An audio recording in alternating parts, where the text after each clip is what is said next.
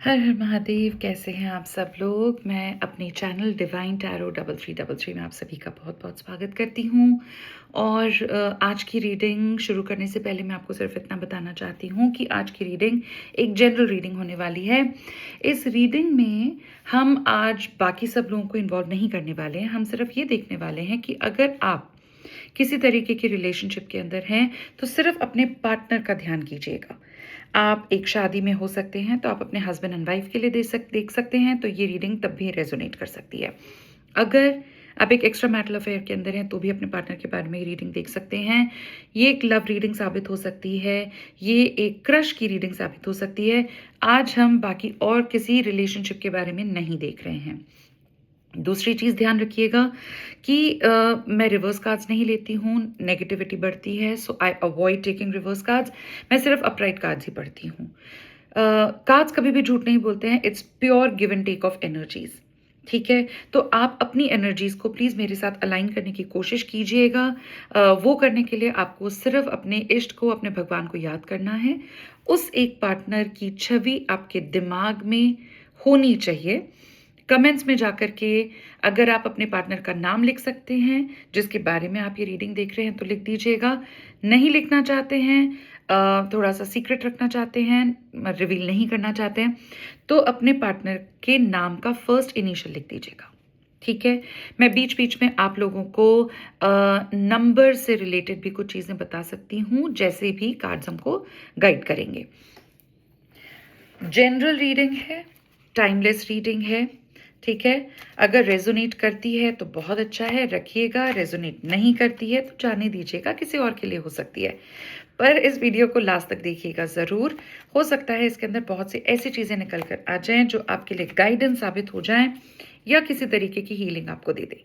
ठीक है, और कमेंट सेक्शन में जाकर के आप ये भी लिख सकते हैं कि I am happy, I am abundant, या thank you so much universe, I show my gratitude. ये एक तरीके का मैनिफेस्टेशन है। याद रखिए, पॉजिटिविटी को अपने ब्रेन में रखिए, अपने दिमाग में रखिए, तो हर चीज़ पॉजिटिव होगी। मैं समझ सकती हूँ, बोलना बहुत आसान होता है, करना बहुत मुश्किल होता है।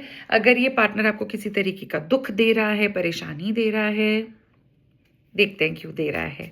ठीक है, तो याद रखिए कि कार्ड्स कभी भी गलत इंफॉर्मेशन नहीं देते। हर हर महादेव, हर हर महादेव। मेरे सब्सक्राइबर्स को, मेरे व्यूअर्स को क्लैरिटी दीजिएगा। तो चलिए देखते हैं। मैंने यहाँ पे कार्ड्स को स्प्रेड कर दिया है, जैसा उम्मीद करती हूँ कि आप देख पा रहे होंगे। हम सबसे पहले 3 कार्ड्स लेंगे। टाइमलेस रीडिंग है, जनरल रीडिंग है, आपके पार्टनर से रिलेटेड। ठीक है, मैं इन कार्ड्स को अभी के लिए यहाँ से हटा देती हूँ।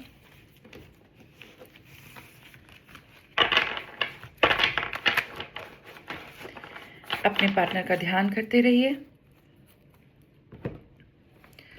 चलिए देखते हैं। जो भी आपके पार्टनर हैं उनके और आपके रिलेशनशिप के लिए मैंने 3 कार्ड्स निकाले हैं। सबसे पहला जो कार्ड आया है वो आया है 7 ऑफ पेंटिकल्स का। ठीक है, तो 7 ऑफ पेंटिकल्स का मतलब ये है, देखो काफ़ी मेहनत आप कर रहे हो इस रिलेशनशिप को ज़िंदा रखने के लिए, इस पार्टनर को अपने पास रखने के लिए। आप बहुत कोशिश करते हो कि किसी भी तरीके का अगर कन्फ्यूजन है तो दूर हो जाए। शायद वो आपके पार्टनर भी ऐसा ही कर रहे हैं। उनको भी लगता है कि इस सिचुएशन में, इस रिलेशन में अभी सब कुछ ख़त्म नहीं हुआ है, अभी बहुत कुछ होना है। काफ़ी मेहनत आप दोनों कर चुके हो ऑलरेडी, लेकिन फिर भी कुछ सैडनेस है, किसी तरीके का दुख है, किसी तरीके का कंफ्यूजन है आपको कि और क्या किया जाए, या और ऐसा ऐसा क्या किया जाए जिसकी वजह से हम दोनों का रिलेशनशिप और भी ज़्यादा निखर जाए, सुंदर हो जाए, स्टेबल हो जाए, ग्राउंडेड हो जाए और ये लंबा भी चले। तो अभी तक सब कुछ खत्म नहीं हुआ है, मेहनत ज़रूर आप लोगों ने कर ली है और आगे भी आप मेहनत करना चाहते हो इस रिलेशनशिप को बनाने के लिए। ठीक है, दूसरा जो कार्ड है वो आपका आया है एम्प्रेस का। ठीक है, द एम्प्रेस। अब क्या है ना कि एम्प्रेस एक तरीके की फेमिनिन एनर्जी होती है, लेकिन बहुत अथॉरिटेटिव होती है। ठीक है? ऐसा बहुत हद तक मुझे फ़ील हो रहा है कि या तो अगर आप फीमेल हैं और मेरा ये चैनल देख रहे हैं, तो आप अपने ऑब्वियसली रिस्पेक्टिव पार्टनर के बारे में देख रहे होंगे जो कि डिवाइन मैस्कुलिन हो सकते हैं। आपके जो पार्टनर हैं, वो थोड़े ईगोइस्टिक मुझे ज़्यादा लग रहे हैं, ठीक है? उनको अपनी ईगो के आगे और कुछ नहीं दिखता। सोसाइटी क्या बोलेगी, लोग क्या कहेंगे, तुम भले ही चुप हो जाओ, मैं भले ही तुम्हें कांटेक्ट ना करूं, मैं भले ही तुम्हें मैसेज ना करूं, चलेगा। वीडियो कॉल अगर आप करते हैं, सोशल मीडिया से जुड़े हुए हैं, उसमें डिले है, लेकिन डिले सिर्फ इसलिए है बिकॉज ये बहुत ईगोइस्टिक है, ठीक है? और ये वाइसा वर्सा भी हो सकता है। तो याद रखिएगा, हम रिलेशनशिप पढ़ रहे हैं, रिलेशनशिप समझ रहे हैं, आप और आपके पार्टनर दोनों ही इन्वॉल्व हैं इसके अंदर, ठीक है? अगर आपको लगता है कि आप इगोइस्टिक हो जाते हैं, बहुत रूड हो जाते हैं, तो थोड़ा सा मेलो डाउन डाउन हो जाइए, थोड़ा शांत हो जाइए, स्पिरिचुअलिटी को टैप इन कीजिए, भगवान को याद कीजिए और ये सोचिए कि जो ये सिचुएशन आई है, ये रिलेशन आपका अभी बना है, तो ये रिलेशन यूनिवर्स के थ्रू ही बना है। ऐसा होना ही था, ऐसा डेस्टाइन्ड था, इसीलिए हुआ है। थोड़ा-सा अगर आप बैलेंस करेंगे इस रिलेशनशिप को, अपने पार्टनर को समझने की कोशिश करेंगे कि अगर वो ऐसा बिहेव कर रहे हैं, तो वो क्यों ऐसा बिहेव कर रहे होंगे? थोड़ा-सा वो समझ जाइए। अभी मैसेज नहीं कर रहे हैं वो, तो थोड़ा रुक जाइए, आप भी इस चीज़ को थोड़ा स्पेस दीजिए और चीज़ें बैलेंस होने लग जाएँगी।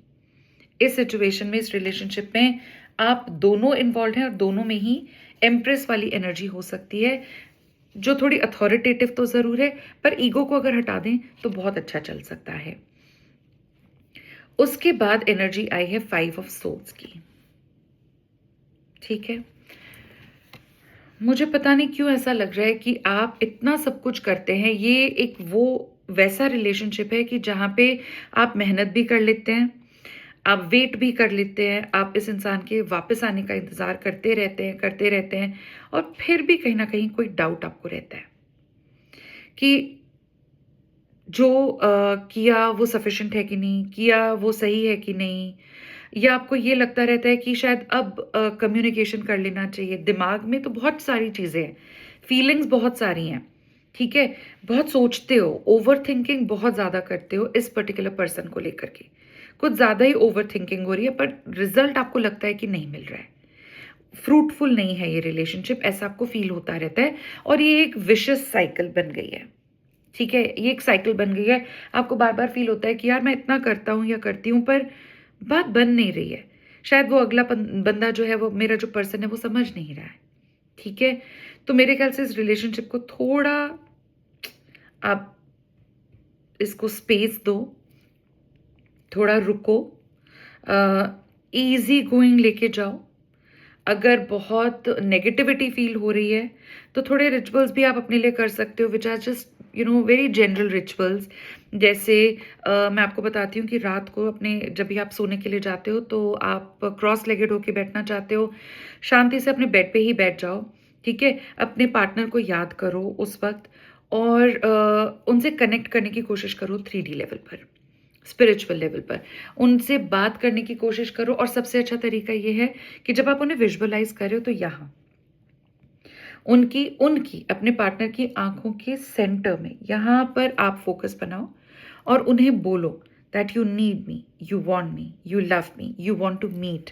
ठीक है? इस तरीके से बार-बार बोलोगे तो वो 3D लेवल पे, स्पिरिचुअल लेवल पे वो चीज़ें पास डाउन होती हैं। वो जो जितनी भी आपके मैसेजेस हैं, वो उनको ज़रूर पहुँचते हैं स्पिरिचुअल वर्ल्ड में।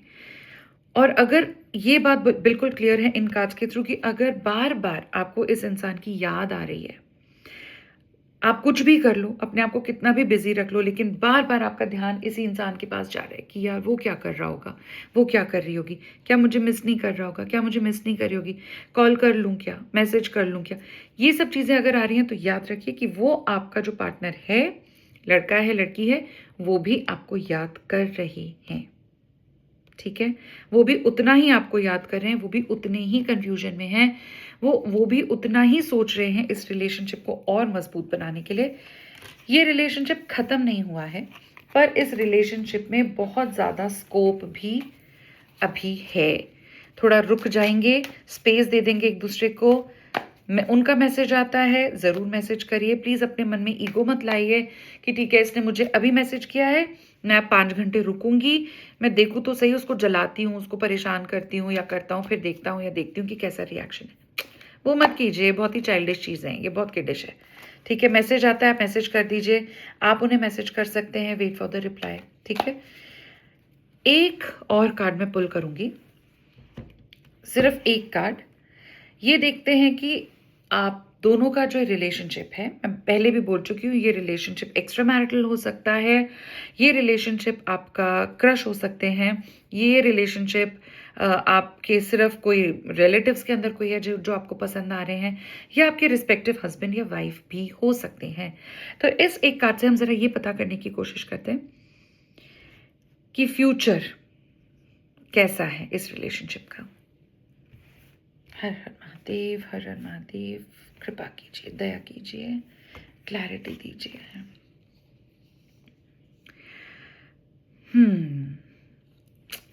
परेशानी तो है, मुश्किल भी रहेगा। ठीक है, बहुत आसान नहीं है सब कुछ।